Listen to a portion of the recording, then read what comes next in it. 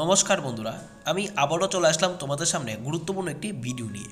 তো বন্ধুরা, আজকের এই ভিডিওতে আমি তোমাদের সামনে 2022 সালের টেট পেপার 1 যে পরীক্ষা হয়েছিল সেই পরীক্ষার প্রশ্নপত্রের সিটিপি আমি তুলে ধরব। তো 2022 সালের যে ত্রিপুরা টেট পরীক্ষা হয়েছিল পেপার ওয়ানের সিটিপির যে সমস্ত প্রিভিয়াস ইয়ার প্রশ্ন ছিল, এই 2022 সালের সিটিপির প্রিভিয়াস ইয়ার প্রশ্নগুলি আমি তোমাদের সামনে তুলে ধরব। আজকের এই ভিডিওতে আমি তোমাদের সামনে 2022 সালে ত্রিপুরার যে টেট পরীক্ষা হয়েছিল সেই টেট পরীক্ষার পেপার 1-এর অর্থাৎ টেট 1-এর প্রিভিয়াস ইয়ার কোশ্চেনগুলি আমি তোমাদের সামনে তুলে ধরবো। আজকের এই ভিডিওতে আমি তোমাদের সামনে 2022 সালের টেট পেপার 1-এর সিডিপির যে সমস্ত প্রশ্নগুলি ছিল 30টা প্রশ্ন আমি তোমাদের সামনে আনসার সহ তুলে ধরবো।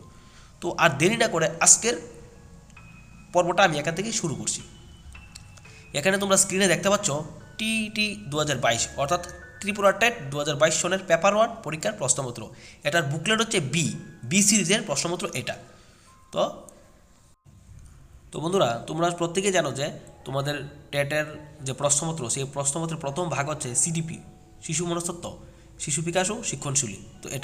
তো এটার আজকে প্রথম প্রশ্ন হচ্ছে 2022 সালে যে প্রিভিয়াসের পরীক্ষা হয়েছিল সেই প্রশ্নপত্রের প্রথম সিডিপি প্রথম প্রশ্ন হচ্ছে, প্রথম শ্রেণী থেকে দ্বাদশ শ্রেণী পর্যন্ত বিদ্যালয় শিক্ষায় বিশেষ চাহিদাসম্পন্ন শিশুদের CWSN এর জন্য সমন্বিত শিক্ষা প্রকল্পটি কী? Option A Sarva Shiksha Abhiyan, SSA, নতুন দিশা, সর্বজনীন মাধ্যমিক শিক্ষা, নাকি অপরের কোনোটিই নয়। তো 1 নম্বর প্রশ্নের উত্তর হচ্ছে বন্ধুরা অপশন নাম্বার ডি, অপরের কোনোটিই নয়। অপরের কোনোটিই নয় এর উত্তর, অপরের কোনোটিই নয় এর উত্তর। দ্বিতীয় নম্বর প্রশ্ন বন্ধুরা, নিচের কোনটি মানসিক প্রতিবন্ধকতার সঙ্গে যুক্ত একটি জৈব রাসায়নিক অনিয়ম বা সমস্যা? তো দ্বিতীয় নম্বর প্রশ্নের উত্তর কী হবে বন্ধুরা? অপশন নাম্বার এ হবে এটার উত্তর। তো পরবর্তী প্রশ্ন, শিকন সংক্রান্ত ক্ষমতা। পরবর্তী প্রশ্ন বন্ধুরা, শিকন সংক্রান্ত ক্ষমতা বা প্রতিবন্ধকতা লার্নিং ডিসেবিলিটি হলো একটি নন জেনেরিক টার্ম এ এবং বি উভয় উপরে কোনোটিই নয়। তো 3 নম্বর প্রশ্নের উত্তর হচ্ছে বন্ধুরা অপশন নাম্বার বি, এটা হচ্ছে জেনেরিক টার্ম। 3 নম্বর প্রশ্নের উত্তর হচ্ছে option number B, generic term. তো পরের প্রশ্ন, ইন্ট্রিনসিক মোটিভেশন অন্য যে নামেও পরিচিত তা হলো আনন্যাচারাল মোটিভেশন, ক্রিয়েটেড মোটিভেশন, নাকি ম্যানিপুলেটেড মোটিভেশন?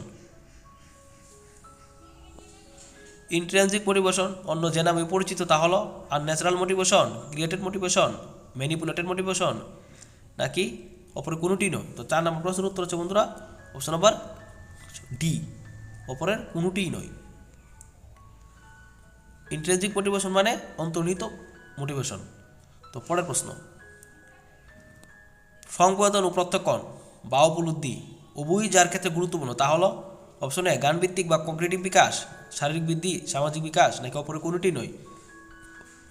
5 নম্বর প্রশ্নের উত্তর হচ্ছে বন্ধুরা অপশন নাম্বার এ জ্ঞানভিত্তিক বিকাশ, কগনিটিভ ডেভেলপমেন্ট। তো 6 নম্বর প্রশ্ন বন্ধুরা, ইমোশনাল কোয়েশ্চেন বা ইকিউ যার সঙ্গে নিবিড়ভাবে সম্পর্কযুক্ত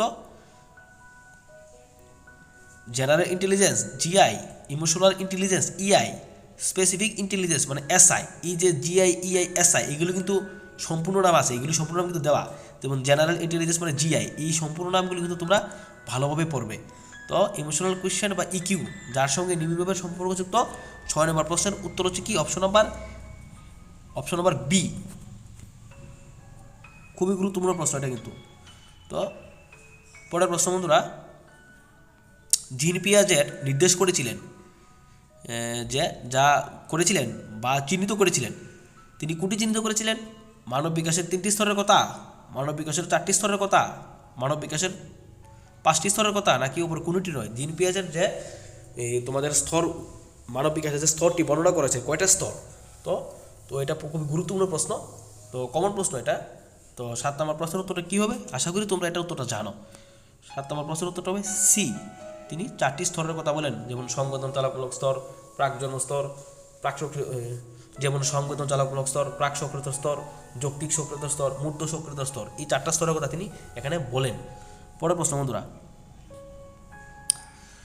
8 নম্বর প্রশ্ন, কুহলবার্গ কোন বিষয়ে 3টি স্তরের শ্রেণীবিন্যাস করেছিলেন? কোহলবার কোন বিষয়ে 3টি স্তরে শ্রেণীবিন্যাস করেছিলেন? 8 নম্বর প্রশ্ন। এর উত্তরটা হচ্ছে বন্ধুরা কী হবে? এর উত্তরটা হবে 8 নম্বর প্রশ্নের উত্তর হবে অপশন নম্বর সি, নৈতিক বিকাশ। কোহলবার্গ নৈতিক বিকাশের শ্রেণীবিন্যাসের কথা বলেছিলেন, মানে তিনি কোহলবার্গ কোন তত্ত্ব তিনি বর্ণনা করেন বা করেন? নৈতিক বিকাশ, মোরাল ডেভেলপমেন্ট। গুরুত্বপূর্ণ প্রশ্ন এটা। তো তোমরা কিন্তু এই যে তত্ত্বটি পড়ছো কোহলবার্গ, জিন পিয়াজেট, এই তথ্যগুলো কিন্তু যে নাম রয়েছে, একটা তথ্যের কিন্তু বিভিন্ন রকম নাম আছে, এই নামগুলো কিন্তু তোমরা দেখিয়ে ভালো করে বুঝে শুনে পড়বে। এর থেকে প্রশ্ন কিন্তু আসতেই পারে, থাকে ঘুরিয়ে ফিরে নাম আসে কিন্তু। আর সিটিপি শুধু পড়লেই হবে না, অনেকে বাংলাতে সিটিপি প্রিপারেশন করো, তো বাংলাতে প্রিপারেশন করলেই হবে না, সাথে সাথে যে তত্ত্বগুলো ইংলিশ নামটা কিন্তু জানতে হবে। ইংলিশ অনেক সময় দিয়ে দেয়, আর ইংলিশে আনসার করতে সুবিধা। পরের প্রশ্ন, ক্যারল গ্যালিলিয়ান ছিলেন একজন জার্মান মনোবিদ, আমেরিকান মনোবিদ, রাশিয়ান মনোবিদ, অপরের কোনোটিই নয়। 9 নম্বর প্রশ্ন। এর উত্তর হচ্ছে বন্ধুরা কী হবে? ক্যারল গ্যালিলিয়ান কী ছিলেন? তিনি একজন, 9 নম্বর প্রশ্নের উত্তর হবে অপশন নাম্বার বি, আমেরিকান মনোবিদ ছিলেন তিনি, একজন আমেরিকান মনোবিদ। পরের প্রশ্ন বন্ধুরা 10 নম্বর প্রশ্ন। Language is innate or inborn instead of learned, এই ধারণাটির প্রবর্তক হলেন কে? Noam Chomsky, Carl Rogers, Carl Jung, এদের কেউই নন। 10 নম্বর প্রশ্নের উত্তর হচ্ছে Noam Chomsky, option number A, Noam Chomsky. পরের প্রশ্ন বন্ধুরা, রজার্স ছিলেন একজন আমেরিকান মনোবিজ্ঞানী, যিনি ছিলেন নিম্নোক্ত একটি মনোবৈজ্ঞানিক ধারণার প্রবর্তকদের মধ্যে একজন।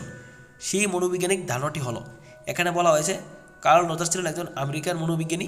আগের প্রশ্ন এসেছিল কিন্তু রজার্স কোন দেশের মনোবিজ্ঞানী ছিলেন, এখানে প্রশ্নের ভিত্তিতে উত্তরটা দিয়ে দেওয়া হয়েছে। তো তিনি একটা মনোবৈজ্ঞানিক ধারণা প্রবর্তন করেন। এই ধারণাটা কি? Socialist approach in psychology, pragmatic approach in psychology, নাকি হিউম্যানিস্টিক অ্যাপ্রোচ ইন সাইকোলজি, অপরে কোনোটি নয়। তিনি কোন মনোবৈজ্ঞানিক ধারণাটির প্রবর্তন করেন বা রচনা করেন? তো 11 নম্বর প্রশ্নের উত্তর হচ্ছে বন্ধুরা option number C, humanistic approach in psychology, option number C হবে এর উত্তর। পরের প্রশ্ন বন্ধুরা,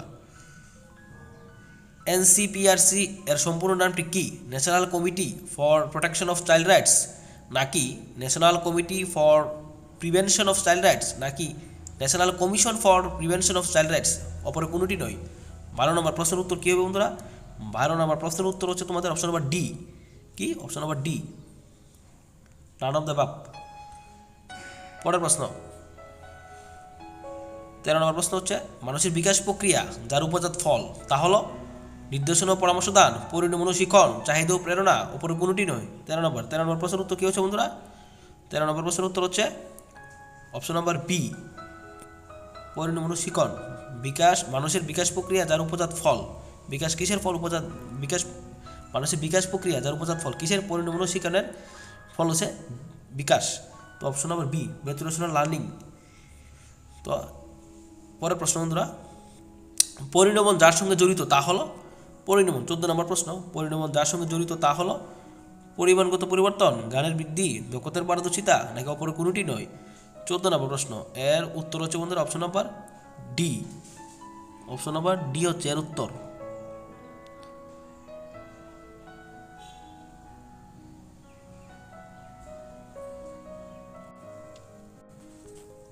অপশন নাম্বার ডি হবে এটার উত্তর। তো বন্ধুরা পরের প্রশ্ন, বৃদ্ধি যার ক্ষেত্রকে প্রভাবিত করে না তা হলো শারীরিক পরিবর্তন, কাঠামোগত পরিবর্তন, এ এবং বি উভয়, উপর কোনোটি নয়। বৃদ্ধি কোন ক্ষেত্রটিকে প্রভাবিত করে না? শারীরিক পরিবর্তনকে প্রভাবিত করে না, কাঠামোগত পরিবর্তনকে প্রভাবিত করে না, না উপরের দুটিকেই প্রভাবিত করে না, না উপর কোনোটি নয়। তো 15 নম্বর প্রশ্নের উত্তর হচ্ছে option number D, option number D হচ্ছে 15 নম্বর প্রশ্নের উত্তর। পরের প্রশ্ন বন্ধুরা, মানব জীবনে বিকাশের মোটর ডেভেলপমেন্ট শুরু হয় জন্মপূর্ব স্তর থেকে, জন্ম পরবর্তী স্তর থেকে, নাকি 3 মাস বয়স থেকে, নাকি অপরে কোনোটি নয়। তো 16 নম্বর প্রশ্নের উত্তর হচ্ছে অপশন নাম্বার এ, জন্মপূর্ব স্তর থেকে, অপশন নাম্বার এ হচ্ছে 16 নম্বর প্রশ্নের উত্তর। পরের প্রশ্ন, বুদ্ধির ইলেকট্রিক থিওরি এর প্রস্তাবনা করেছিলেন কে? ইলেকট্রিক থিওরির প্রস্তাবনা করেছিলেন কে? আমেরিকান মনোবিজ্ঞানী, জার্মান মনোবিজ্ঞানী, ইংরেজ মনোবিজ্ঞানী, অপর কোনোটিই নয়। 17 নম্বর প্রশ্ন, এর উত্তর হচ্ছে ইলেকট্রিক থিওরি কে প্রবর্তন করেন? অপশন নম্বর সি, ইংরেজ মনোবিজ্ঞানী, ইংলিশ সাইকোলজিস্ট, ইংরেজ মনোবিজ্ঞানী, ইংলিশ সাইকোলজিস্ট। পরের প্রশ্ন, বুদ্ধির ইলেকট্রিক থিওরি যার অবদান তিনি হলেন, মানে বুদ্ধির ইলেকট্রিক থিওরি কে রচনা করেন? কে ইলেকট্রিক থিওরি কে রচনা করেন? 18 নম্বর প্রশ্ন, এর উত্তর হচ্ছে অপশন নম্বর ডি, অপরের কেউই নন। এখানে দেওয়া হয়েছে এল থার্স্টন, গিলফোর্ড, কামাট, বিবি কামাট, অপরের কেউই নন, এদের কেউই নন। পরের